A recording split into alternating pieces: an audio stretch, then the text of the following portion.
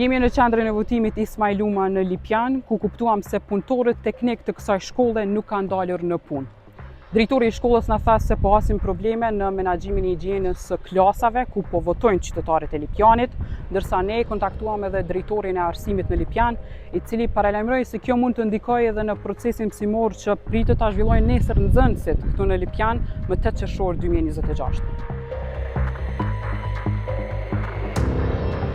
Shqetësimi më i madh është për shkakun se në kohë dhe si menaxher i qendrës jam i vetmi i angazhuar, për shkak se këtë herë nuk kemi asnjë punëtor ndërmës i cili do të përkujdesej për pjesën teknike higjienike shkollës. Duke ditë që shkolla është institucion i cili mund procesin mësimor dhe tonë në fillim procesin mësimor, shqetësimi vetëm është kjo pjesë e riaftësimit të shkollës për procesin mësimor në ditën e nesërme. Kur kemi angazhuar vitin herën e kaluar me stafin teknik, nuk janë paguar asnjë thesari, nuk ka lejuar me bëu pagesën e tyre prej nivelit komunal. Kështu që këtë herë stafi teknik ka refuzuar të jetë prezent në ditën e votimit për shkak se herën e kaluar nuk kanë marrë fare me ditje dhe këtë herë nuk kanë planuar të jenë fare këtu. Pra po flasim për zgjedhjet e 28 dhjetor, sigurisht.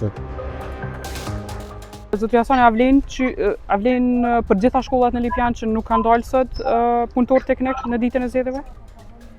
Po, në fakt nuk është që s'kan dalë, por nuk kanë qenë të ftuar me dalë nga ne, për arsye se nuk janë paguar për zgjedhjet e fundit nacionale të vitit. Domethënë, kjo çështja na ka njoftuar që komuna duhet me pagu, ne jemi angazhuar zgjedhjet e fundit, thesaris na ka lejuar me kry pagesën, edhe kështu s'kemi mujt me hip bashkë radhazi karshijatinë e punëtorëve të cilët duhet marrë ligjevit me kry punë pa pare.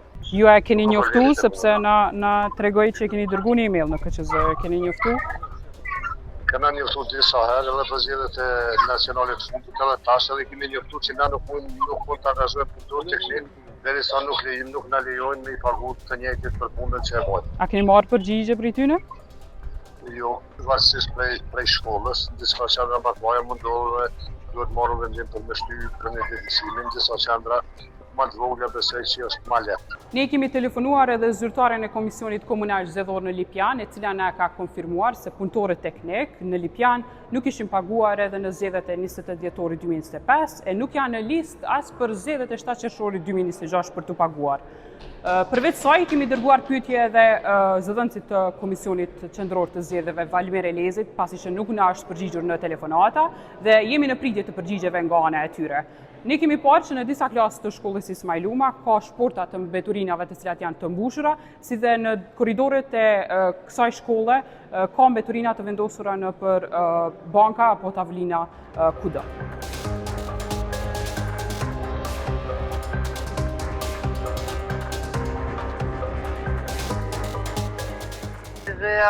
Kësa jere nuk ka angazhu, mirë dhe komuna ne kanë kësy që disa drejtura në fakt i kanë angazhu.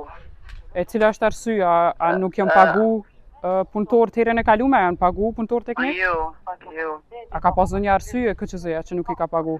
Po në fakt se çështja është nuk janë përfshirë në listë pagesa. Po si, a jeni të e ditë se si janë të funksionu këto qendra, janë të pas probleme me higjienën edhe me përgatitjen e klasave? Absolut, jo, për shkak që shumica e qendrave, tash nuk e din që të në qendër jeni jo, por shumica e qendrave i kanë angazhu.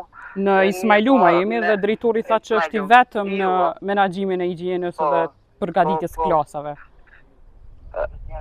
Është çështje e ty në menaxhimit të klasës që shëvojnë, apo kupton në fakt shkollës. Po cili është arsyetimi i KQZ-s që nuk i ka shti në një listë për mi pagu edhe punëtor teknik që kujdesen për përgatitje? Që nuk përfshihen listë. A ka ndonjë arsyetim Komisioni Zgjedhor? Jo, 2 herë jam kanë bërë kërkesën për pagesë komuna, gjë që po kanë të lashë komunat për çështje, apo kupton?